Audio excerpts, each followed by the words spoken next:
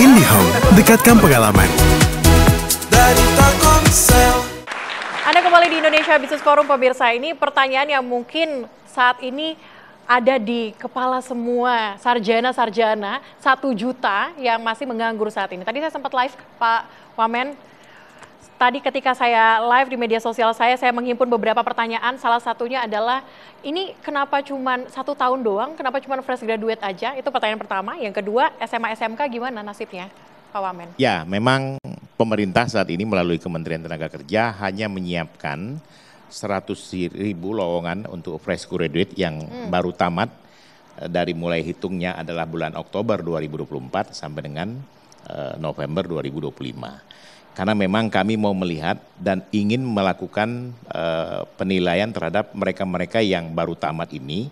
Akan kita kasih pelatihan, mereka kerja sebagai magang.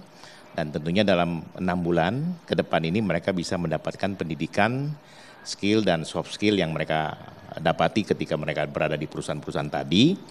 Nah, kemudian 1 tahun ini pun akan kami lihat dan mengevaluasi.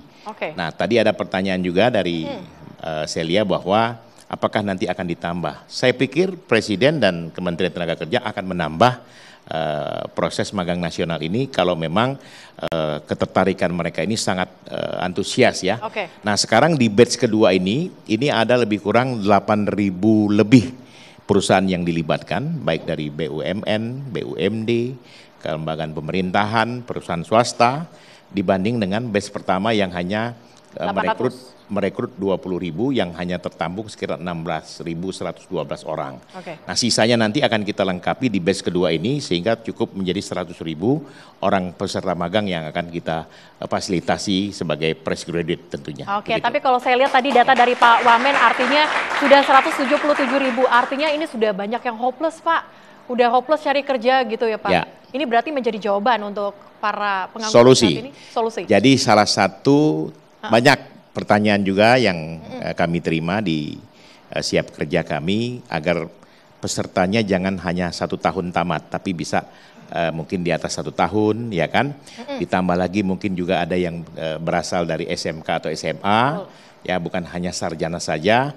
Kalau sekarang kan memang kita batasi D1, ya diploma sama S1. Nah, yang 1 tahun tamat, mungkin nanti bisa kita kembangkan. Jadi intinya Presiden melalui Kementerian Tenaga Kerja memberikan tanggung jawab kepada kami agar anak-anak ini bisa bekerja dan belajar bekerja. Nanti terus dievaluasi ya dan terus diperluas begitu. Terus diperluas. Amin.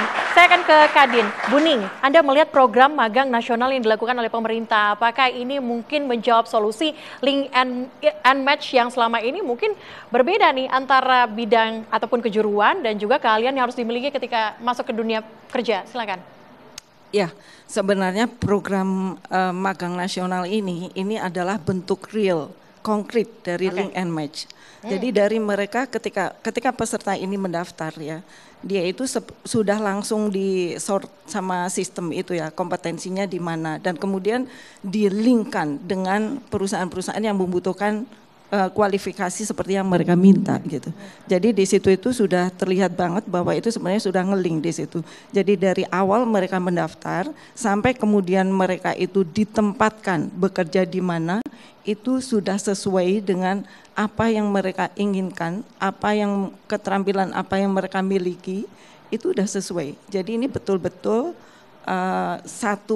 justru menunjukkan satu link and match yang betul-betul real gitu. Tapi ketika magang nanti apa yang harus diperhitungkan dan dipertimbangkan sehingga nanti pemagang ini ketika lulus bisa langsung direkrut gitu, Buning? Ya, jadi gini ya untuk adik-adik nih.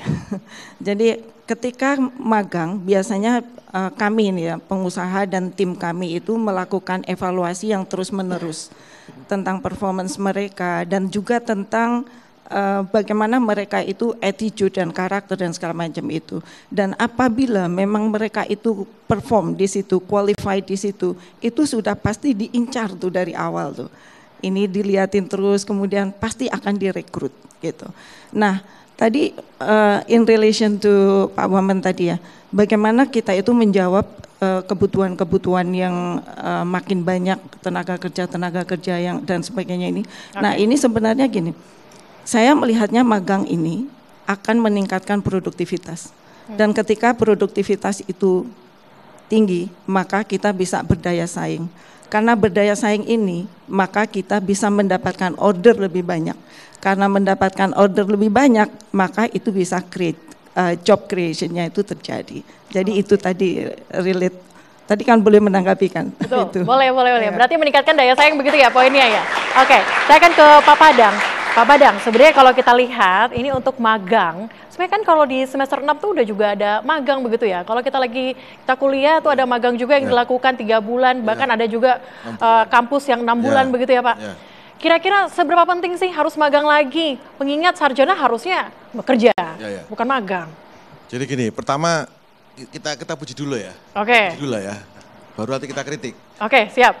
Jadi gini, ini satu ya, pertama ini negara hadir, betul kan? Yang kedua, mungkin ini pertama kali negara itu mengakui memang ada pengangguran terdidik. Tadi makanya Pak Wamen, itu Pak ya, sarjana atau D4. Oke. Ada rekognisi, ya kan? Nah, yang ketiga ada action, itu kan, actionnya itu terukur. Mengapa terukur? Angkanya jelas 100.000, ya kan? Yang kedua, selama ini kalau konotasi magang itu kan kata-kuncinya kopi. Tahu nggak Pak, kopi? Suruh bikin kopi, fotokopi ya kopi. Oke, Nah, tapi shallow word. Kalau ini kan upahnya UMK Pak ya, berarti kan, nah berarti terukur. Nah justru ini kalau saya melihat, ini dari dunia pendidikan malu dong, benar nggak sih? Kenapa? Berarti ada 2 hal gitu kan. Yang pertama boleh jadi lulusannya itu generasi sekarang mungkin pemilih, nggak langsung dia memutuskan untuk bekerja kan, begitu kan? Mungkin kan, kan? Melihat kondisi, Melihat kondisi. Nah itu difasilitasi dulu oleh magang. Magangnya sebenarnya kan bridging, gitu kan? Betul ya Pak ya? Nah kemudian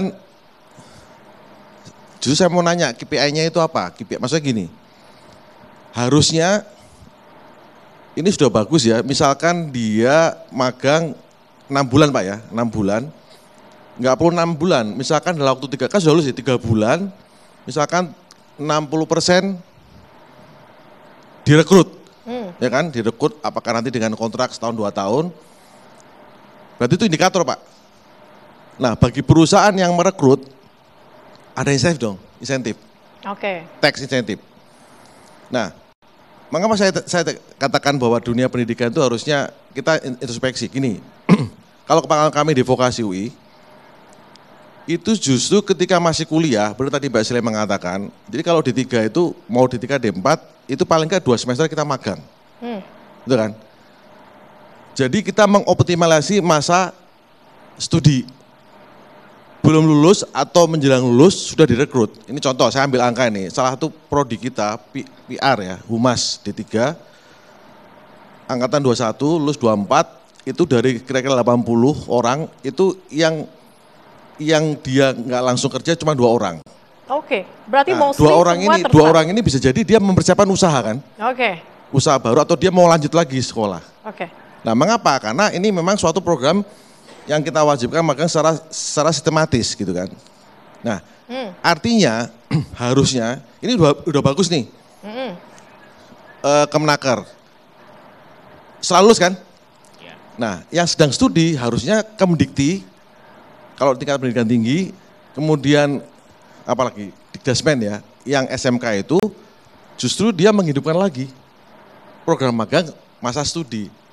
Paralel, maksudnya begini, optimalisasi masa pendidikan. Kalau dia sudah lulus langsung kerja bagus, betul kan? Tapi ada mitigasi, kalau setelah lulus mungkin ya perlu matching, pakailah program ini. Jadi kalau menurut saya ini adalah suatu inspirasi ya. Oke. Harusnya Kementerian Pendidikan Tinggi dan kolaborasi. Nah, sehingga apa sih implikasinya ini? Satu, baik, kesejahteraan ya. Tadi siapa tadi namanya? Abizar. Abizar dari Jogja. Oke. Berarti kan dari Jogja bisa Jakarta ya? Berarti kan mobilitas ya? Jadi suatu pengalaman kan, mobilitas dia dari Jogja ke Jakarta, suatu pengalaman. Baik. Ya kan, rumah tangganya berarti mendapatkan kesejahteraan. Kalau nanti si Abizar itu kemudian direkrut, dia akan menjadi new taxpayer, betul nggak? New taxpayer base gitu kan. Jadi ini ya, yang paling penting sebenarnya adalah keberlanjutan ya ini ya. Keberlanjutan ke depannya begitu ya. Oke. Saya nanti akan ke Pak Jumur. Pak Jumur, gimana kemudian buruh melihat program magang nasional? Sebelum Anda jawab, usai jeda, tetaplah bersama kami di Indonesia Business Forum.